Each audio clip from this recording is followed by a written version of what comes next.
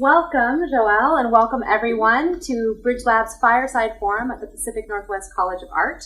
We invite successful creative entrepreneurs, experts, recent alumni, anybody that has a success story to share with us to help inspire you in your life of creative practice.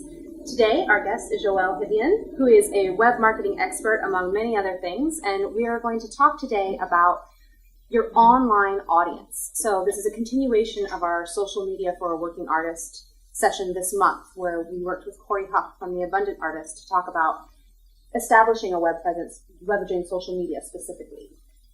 How you search out your target market, how you set up a Facebook account, if you're a business, if you're looking to sell your artwork online, things like that. And it was a really great class on Monday night. And we wanted to bring you in, Jo-el, to talk about, once you've sort of got yourself established, then how are you finding your actual target audience online? So before we sort of dig into the meat of the conversation, I would love, just in your own words, if you could tell us a little bit about you and what you do. I started out at about 6 years old wanting to be an artist. And I listened to family and friends my whole life, and they all said, well, you can't make any money being an artist. So about 26, I graduated from Penn State University with a master's degree in education, and I develop curriculum now. I've come to the point in my life where I want to go back to being an artist. So I'm starting the journey that a lot of you are coming through. In the meantime, I've managed IT projects and done a lot of work. My latest title is as a digital strategist. I work with experts who are authors or work with small businesses, and I help them get their expertise online. So I build digital strategies for them, I build courses, I do a lot of other things with them. That's great. And playing off of that, actually, what you just brought up, why is it so vitally important in this day and age for an artist to have a vibrant online presence? What is it compared to maybe another? It doesn't necessarily mean another vocation, but for an artist, it's crucial now that you are online and you're accessible and you have contact information available. Would you agree?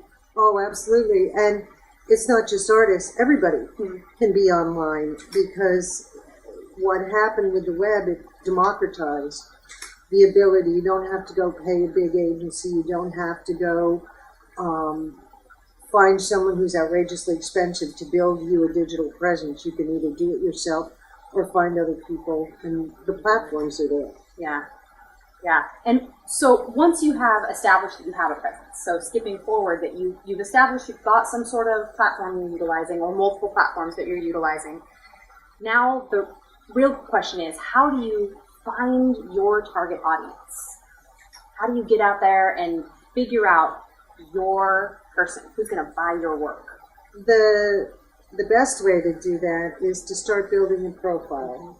And it's like any other sale. You're going to find out who the person is, what they look like, what they spend.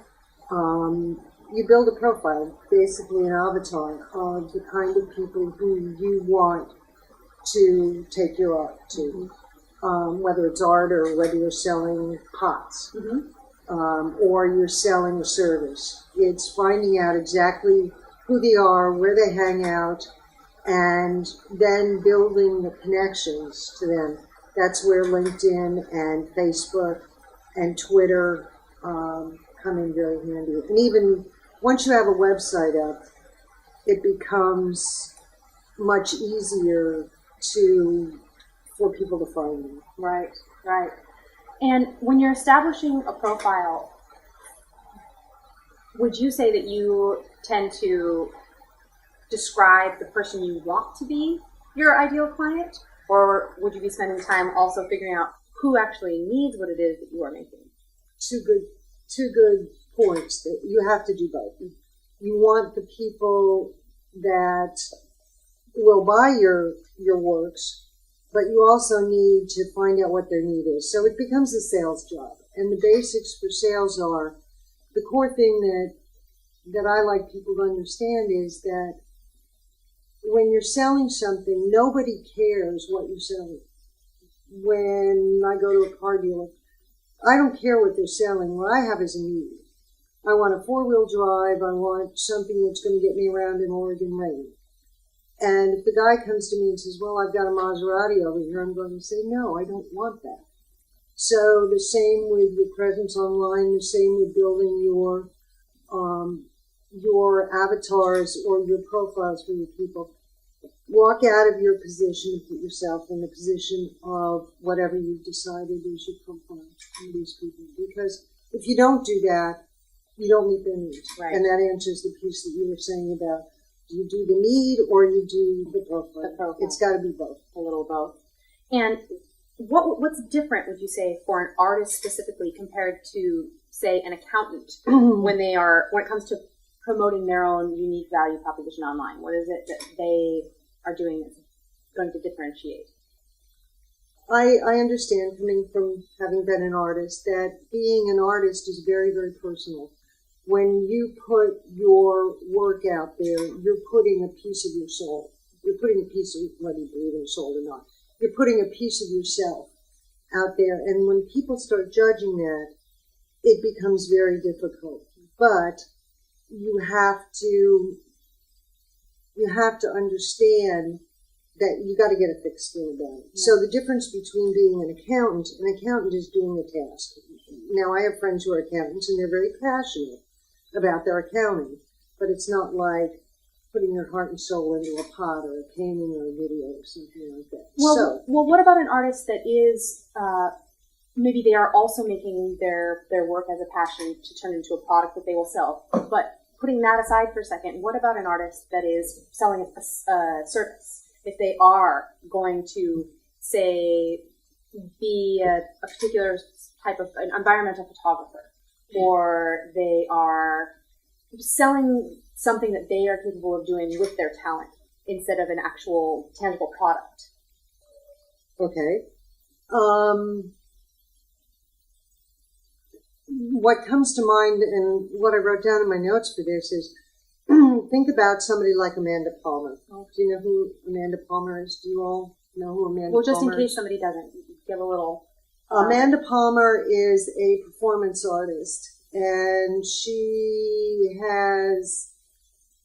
did a Kickstarter campaign to fund her last album. She does very esoteric music, social. She's got a very heavy social presence.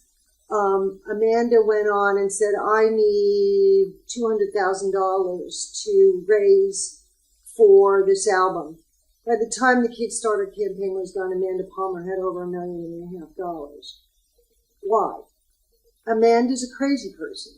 People love her because when she did her Kickstarter campaign, she took a bunch of placards and she just lifted the placards up. So what I'm getting to with this is you need a story. You need to have something that people can relate to. And we love stories as human beings. We love understanding each other. I'm pointing at the cameraman here because we were talking before this. And we love each other's stories. So if you have a story to tell, now Amanda's is kind of out in the wild there because that's just who she is. Another person who's got a great story is, and I can't say this, Yayoi Kusami. She is a Japanese woman who only speaks Japanese. She is in her 80s.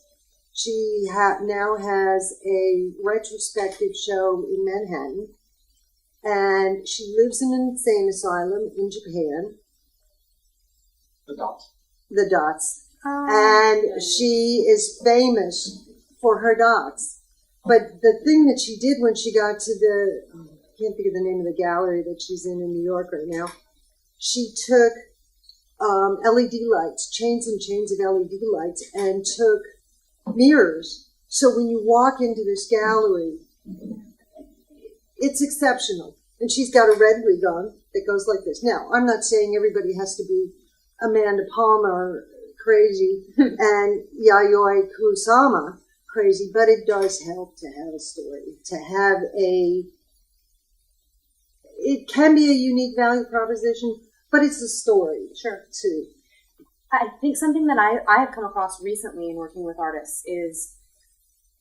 learning to tell the story effectively and concisely.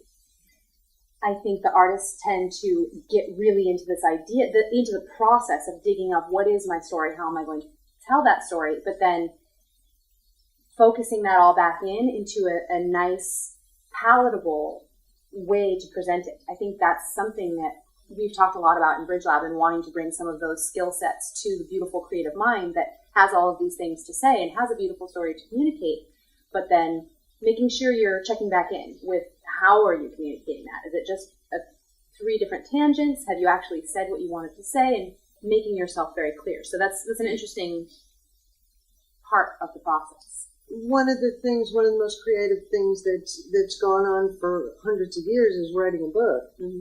And most writers would not get published on their first draft.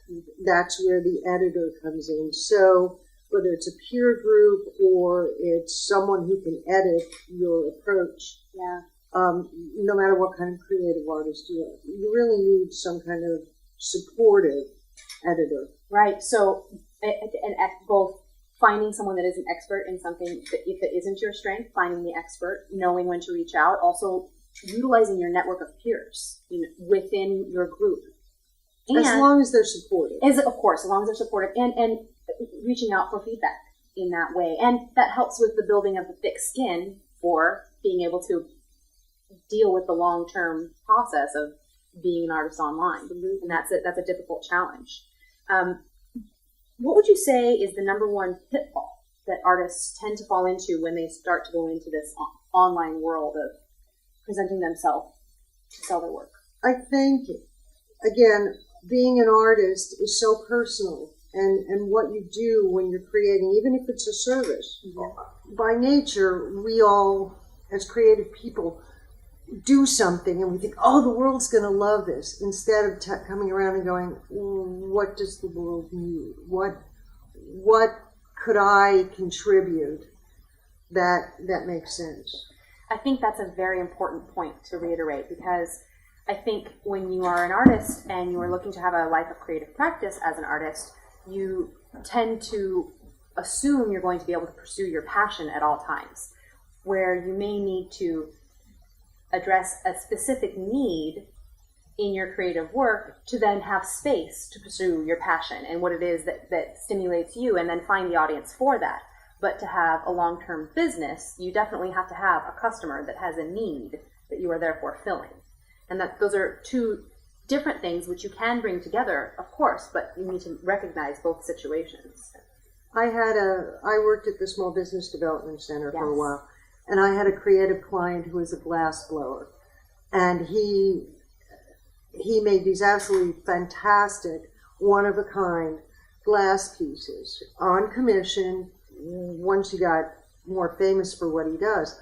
But what he did is, around the holidays, he would make an assembly line worth of globes that he would sell, and he would make enough money on these baubles, basically, that he could pay for 6 months of studio time to do the glass blinding look.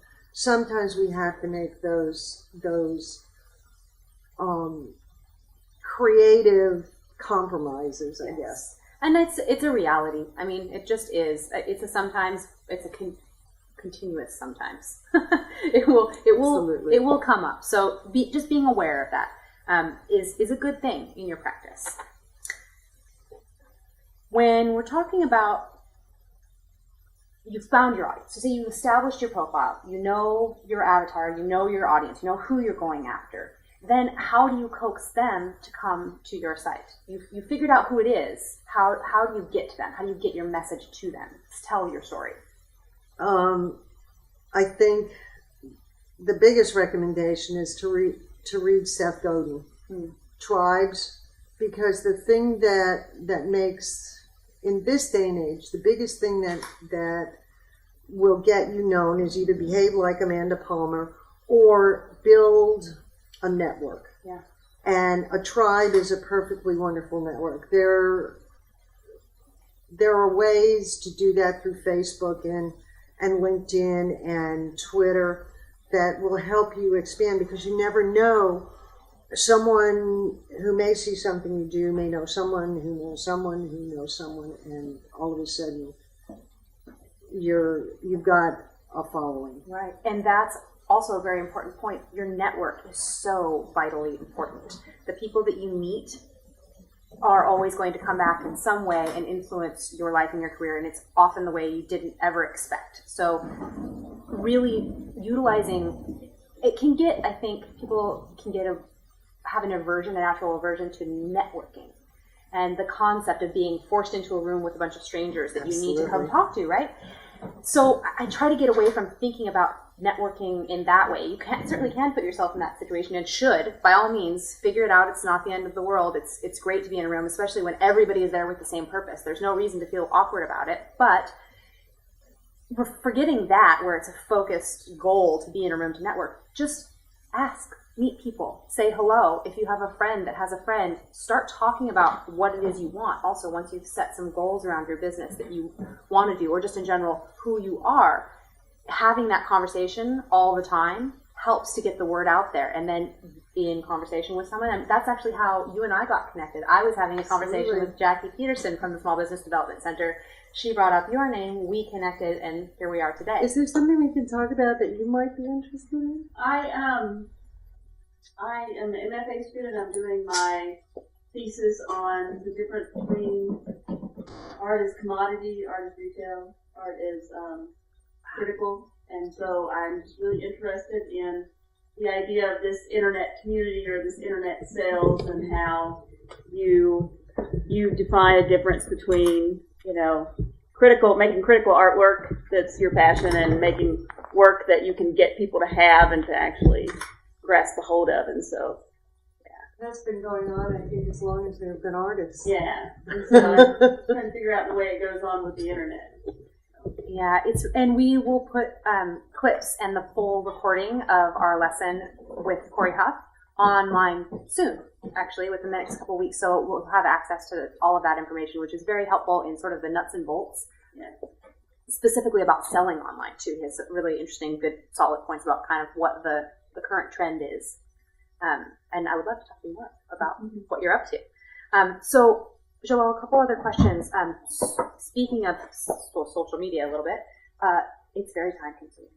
People find it to be overwhelming to a fault to just they drop it and walk away. It's also addictive, and you get down those rabbit holes that are just, wow, time sucks. So what are some of your best practices or advice around being able to actually effectively manage your social media? Pick one or two. First thing is platforms that you're comfortable with. I personally like Facebook and LinkedIn and my own web presence. Right. I don't like Twitter. Okay. I can do it. I have followed people and I have people following me. Right. But my time is spent on those three areas. Pick the ones you like. Facebook's easy. You just start inviting people. LinkedIn is more professional. I check my LinkedIn and my Facebook every day, but I set it aside for the end of the day, because I know if I get on Facebook in the morning, it'll be 11 o'clock and I'll still be following somebody. Yeah. Do you utilize any of the aggregating software like Hootsuite or TweetDeck or any of those? I use TweetDeck to keep track of the Twitter account. I still don't. I use Twitter if I need something. Sure.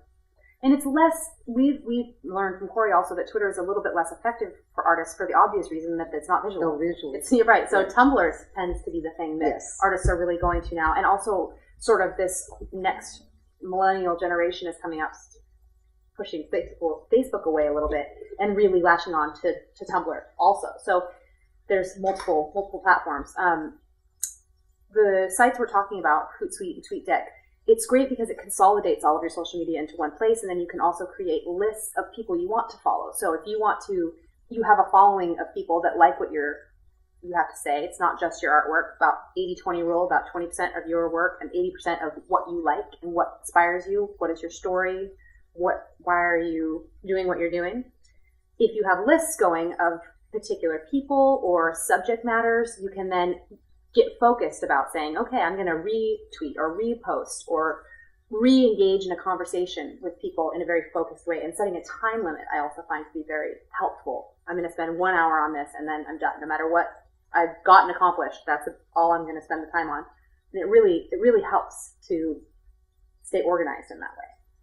Well, the other thing too, some people who have gotten into a production mode with their art and need the time set aside to do their personal artwork, they literally hire somebody else to handle the social media pieces of it because they don't like being online. They don't like that kind of interaction with people. So they hire somebody, and you really can find people that are not very expensive that will do that. Yeah, and again, finding someone that has the strength that isn't necessarily your strength. Don't just Right. ignore it, but figure it out.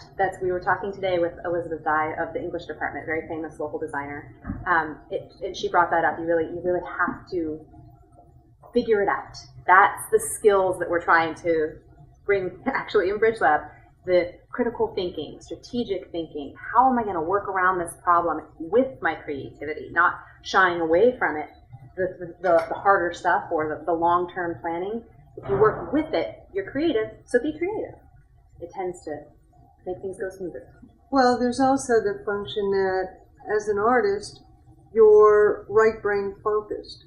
You work with your right brain. Being an accountant, dealing with your financial issues are totally left brain functions. Right. So how do you quiet down one side of your brain and tune up the other side? It's a hard thing for artists to do. Again, the solution is you either find somebody else to do it or you approach it creatively. Exactly. Find if you can't do it yourself, finding the other person that it is their strength, or approach a creative solution on your own. But just moving forward always. One of those rules. And that brings me to this question about our upcoming event at BridgeLab is planning versus happenstance, and sort of how you think like an entrepreneur when you're looking into the future or you're working on a project. And when you get in a situation that you are either you planned for, great, you know you've got your plan to go back to, or, oh my gosh, everything just flipped on its head, what am I going to do? In that way, and in this right brain, left brain thinking, I think we've covered this already, but how important and how valuable do you think it is to be able to access both sides of your brain in that way? It's to survival, it's critical. Yeah. Except for the creative, it's impossible. Right. Because if you've moved into a totally creative area, it's very hard to switch brains and do the other. So give yourself little exercises. Like the most important thing a creative person can do is keep a budget. Mm-hmm. It's so simple. And there's a program called Mint. Oh yeah, mint.com. It's an Intuit program. Just start keeping a budget and figure out how much you're spending on your supplies and how much. If you can do a budget, then you can move. It exercises that part of your brain. It's, oh, I can do this. This is easy. And then move forward with that. Plus, at the end of the year, when you have to go to the tax guy, you just push a button and there's your tax stuff. Right. So that's handy. It is handy. You go, wow. Do you have any other advice or tips or anything we didn't cover that was specifically around audience and finding this audience online and how we're going to keep them coming back? I think one thing we didn't cover, and Corey may have covered it, is your website needs to be engaging. Yeah. And that's really simple to do. There's programs like Weebly. Mm-hmm. I don't know if you talked about Weebly. No. Weebly is a free program for artists where you can put a portfolio website up in about 2 hours. Great. It's fairly easy to use. So you need to have your website, and don't be afraid to try things. When I talk to creative clients, we talked about throwing spaghetti against the wall, because you have to just keep trying. If something isn't working, rip it down and throw it back up. You can't get so enamored, and I'm guilty of this. I have a website. I love the design of it. It doesn't work very well, but I can't bring myself to bring it down, and I need to. I need to just put a gun to its head and go away. It's time to start over. So you have to be willing to throw the spaghetti against the wall and see what sticks, and then be willing to change. Be willing to change, be willing to experiment. And that's the creative mindset. Creative people love to do that. They don't, we're not in the time of Raphael or some of those other people who spent days and weeks and months, or the Sistine Chapel painting one thing. You can throw something together very quickly right now and then throw it away. Yeah. I think that's great. Do we have any other questions from the audience at this point at all? Adam, do you have any questions? Anything's coming? No? All right. Well, Jo-el, I want to thank you again for being here. And if you have, could you tell us any of your social media links so that we can stay connected to you in the future, or your website? Yes, my website is c2m.com, and I'm on LinkedIn. It's Jo-el Hibian. That's probably the best way to reach me. Great. And you can reach BridgeLab online. We are on Twitter, Facebook, Instagram, and Tumblr, BridgeLab PNCA. We will have this video available online soon, some clips for our public and a full video for our students and alumni. And I want to thank Jo-el for being here. Thank you, Adam, for a wonderful documentation. Thank you for a wonderful documentation. Thank you to the audience. Thank you to everybody that's listening at home. Happy holidays, and we'll see you in the new year.